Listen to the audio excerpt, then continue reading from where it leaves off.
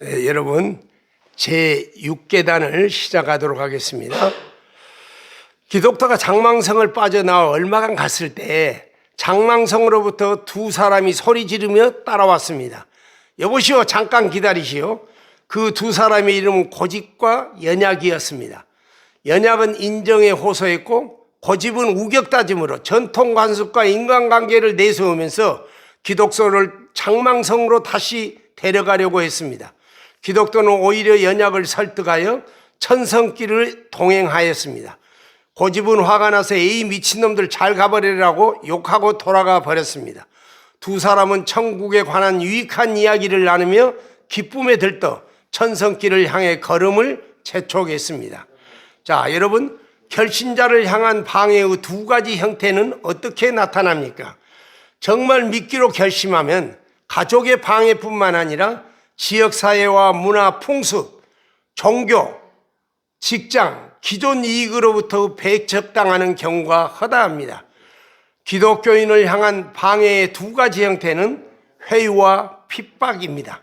우리가 흔히 듣는 말로 당근과 채찍을 이용하여 기독교인의 천국 가는 길을 방해하는 것입니다. 먼저 찾아오는 방해의 형태는 달래서 돌아가려고 하는 것입니다. 방해꾼들은 거짓이 못할 인정에 호소하고 또 포기하면 무엇을 잘해주겠다고 조건을 제시하여 회의하려고 듭니다. 이상하게도 핍박하면 강해지는 사람도 회의하면 맥없이 무너지는 경우가 적지 않습니다. 나는 개척하자마자 한 가정에 새 신자를 얻었습니다.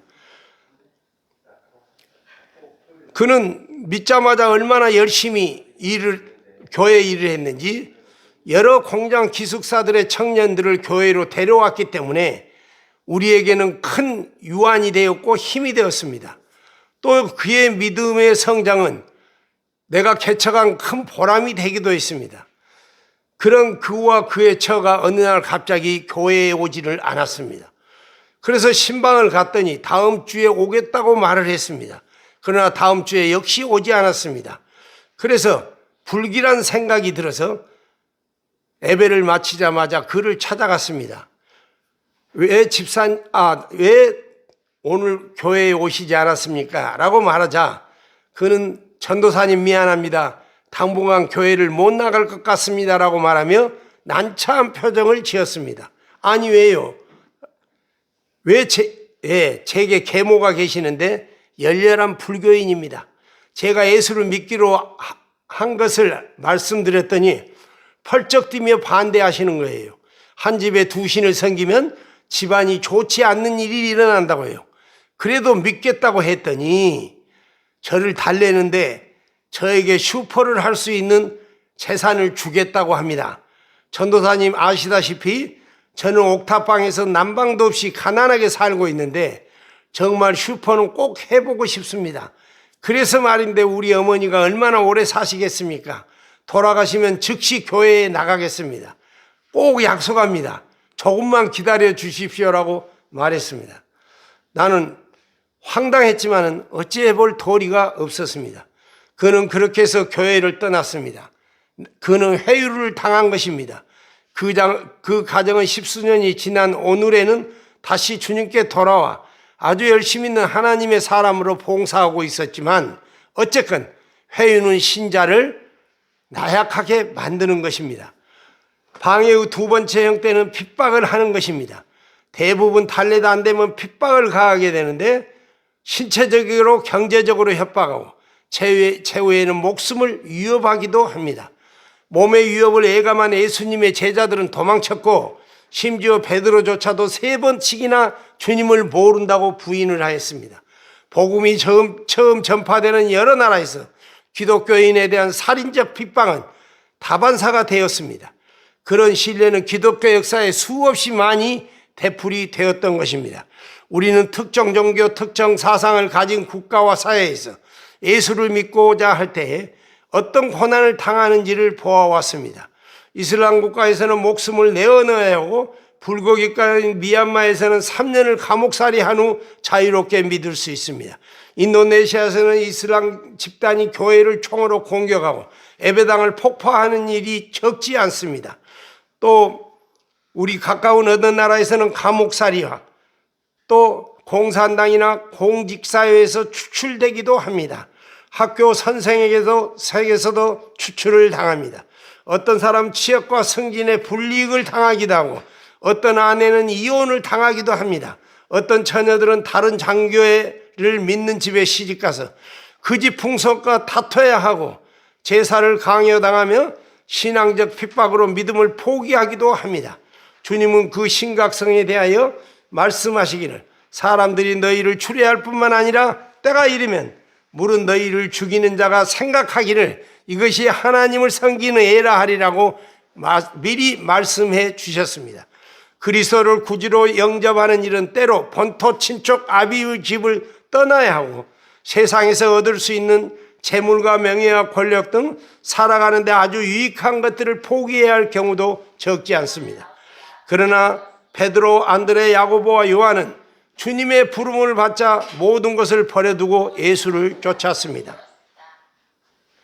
우리는 해유가 되었든 핍박이 되었든 세상의 것은 영원하지 않으며 죽음은 모든 인간에게 찾아오는 것이고 그 결과는 무서운 심판이라는 것을 알고 찾아오는 여러 형태의 시험을 인내로 믿음으로 견디어내야 합니다. 우리는 영생을 위하여 믿음을 택하여야 하고 또 포기하지 말아야 합니다.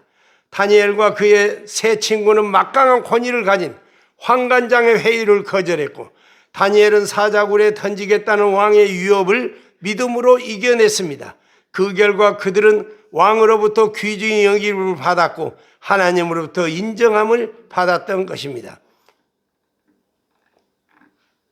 저는 신장 위구르 자치주의 한 회족 소녀에게 신학을 가르친 적이 있었습니다. 그 아이는 몇 년 전 졸업하고 고향으로 돌아갔습니다. 어떤 경위인지 알 수 없으나 이 소녀가 기독교를 받아들였다는 것이 발각되었습니다. 이 소녀 오빠는 다른 지역에서 회교도들에게 복음을 전하는 전도자로 활동하고 있었는데 이 사실 역시 그것의 고향 회교자치정비에 알려졌던 것입니다. 그들은 이 소녀를 볼모 삼아 그 오빠를 고향에 돌아오게 했습니다. 만약에 그가 오지 않으면 그 여동생을 처형하겠다고 협박하였습니다. 결국 오빠와 그와 함께한 회족 전도자가 신강으로 돌아가게 되었습니다. 둘은 체포되어 한 사람에게는 사형 선고가 내려졌고 그 소녀 오빠는 2년형을 언도받아 감옥에 있었습니다. 애국의 항의로 그와 같은 것들이 아직 집행되지 않았지만 그들 그 감옥에서 어떻게 될지 모르는 상황입니다. 그 나라에는 종교의 자유가 있습니다. 그들이 예수를 믿는 것은 헌법에 반한 것이 아닙니다. 그럼에도 불구하고 정부가 관여하지 못하는 것은 지방정부의 자치법 때문이고 정부가 그들 회교도 지역의 민심 이만을 두려워하기 때문입니다. 정말 회교도 지역에서 기독교로 개종하려면 목숨을 버릴 각오를 하지 않으면 안 됩니다. 그러므로 주님께서는 죽을 각오를 하고 따르라고 하는 것입니다. 무릇 내게 오는 자가 자기 부모와 처자와 형제와 자매와 및 자기 목숨까지 미워하지 아니하면 능히 나의 제자가 되지 못하겠고 누구든지 자기 십자가를 지고 나를 쫓지 않는 자도 능히 나의 제자가 되지 못하리라고 합니다. 장망성을 떠나서 천국을 가는 길은 이렇게 어떤 때는 유혹을 하고 어떤 때는 달래고 어떤 때는 협박을 하고 핍박을 해서 그 길을 방해하는데 이들은 사단의 사주를 받아 일어난 일들임을 알고 우리는 믿음으로 기도로 인내로 이러한 압박을 승리해야 하겠습니다. 아멘.